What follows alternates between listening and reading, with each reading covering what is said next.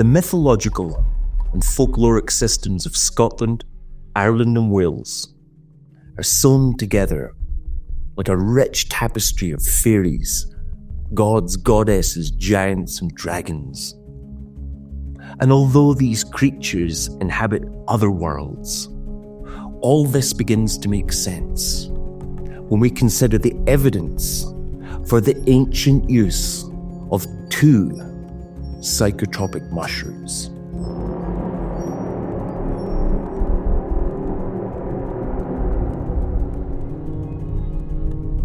Across Scotland, Ireland and Wales, the fly agaric, or the Muscaria with its red skin and white crusts, was amongst the first ethogens to ever be used in the Northern Hemisphere, with evidence dating back to 10,000 BC.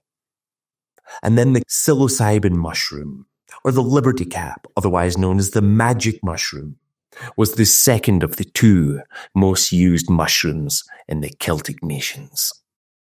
The liberty cap and the fly agaric both appear in Scotland and Ireland around October. And while common people, the farmers and the fishermen, through celebrations would consume liberty caps, magic mushrooms, the fly agaric, and its onslaught of hallucinogenic wisdom was the reserve of the community elders and the most experienced druids. And when these elders consumed fly agaric, they were said to be away with the fairies, or off with the pixies. And the Celtic and Norse culture's experience with mushrooms was left behind in mythology and art, where in almost every rendition of a fairy, a pixie, an elf or a dwarf, they're either sitting on a fly agaric mushroom, beside a mushroom, or indeed floating above it.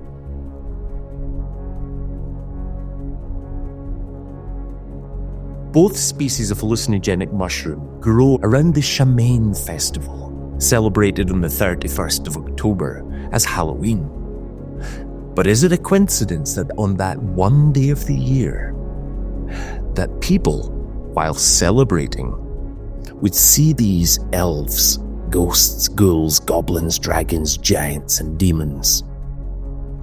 Could those apparitions, could those visions, hallucinations, and illusions have been inspired through the consumption of liberty cap and fly agaric mushroom?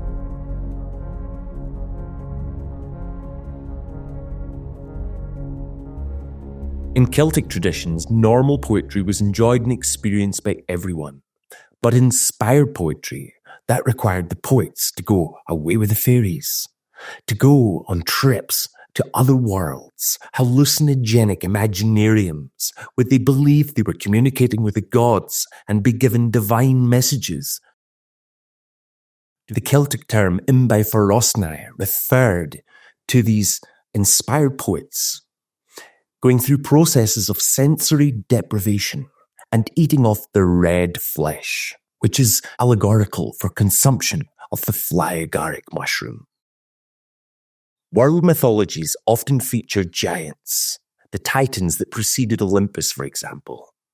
Well, in Irish mythology, a race of sea giants known as the Fomor defeated all the first settlers in Ireland before they themselves were defeated by the Tuatha Dé Danann. Balor, the chief of the sea giants, the fiercest of the Fomorians, he was always recorded as a one-eyed cyclops, depicted with one leg, and reports of fly agaric and psilocybin users in Celtic countries, Wales, Ireland and Scotland today, report hallucinations of one-eyed figures balancing on one leg.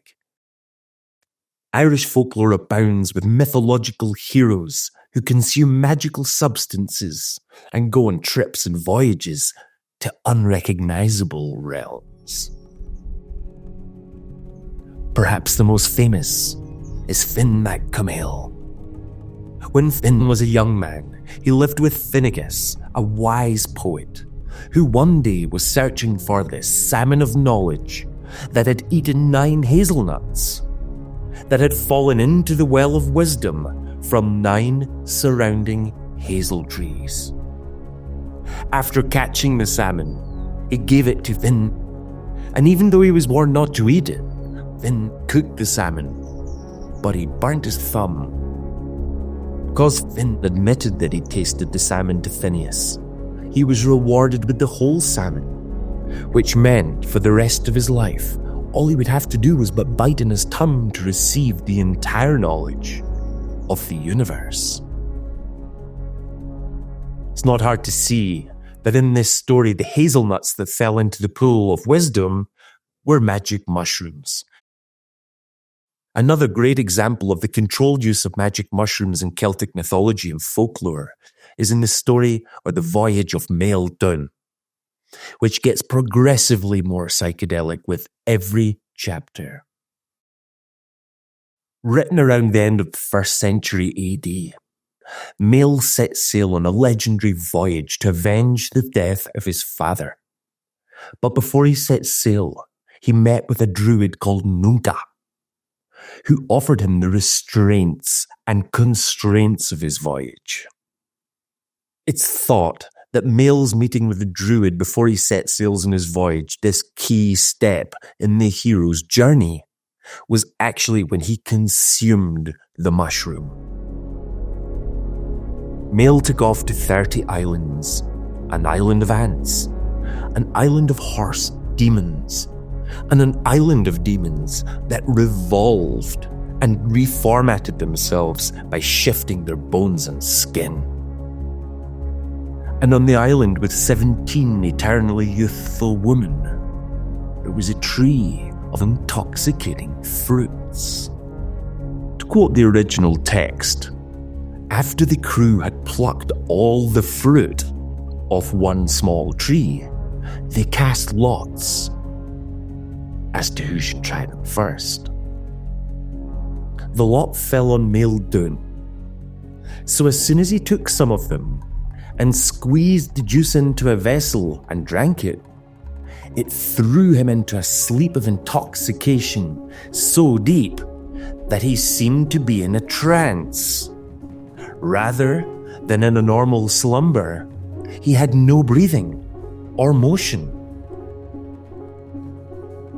When he awoke the next day, he bade his people to gather as much of the fruit as they could bring away with them. For the world, as he told them, never produced anything of such surpassing goodness. They pressed out the juice of the fruit till they had all filled their vessels, and so powerful was it to produce intoxication and sleep that before drinking it, they had to mix a large quantity of water with it to moderate its strength, which could be somewhat terrifying.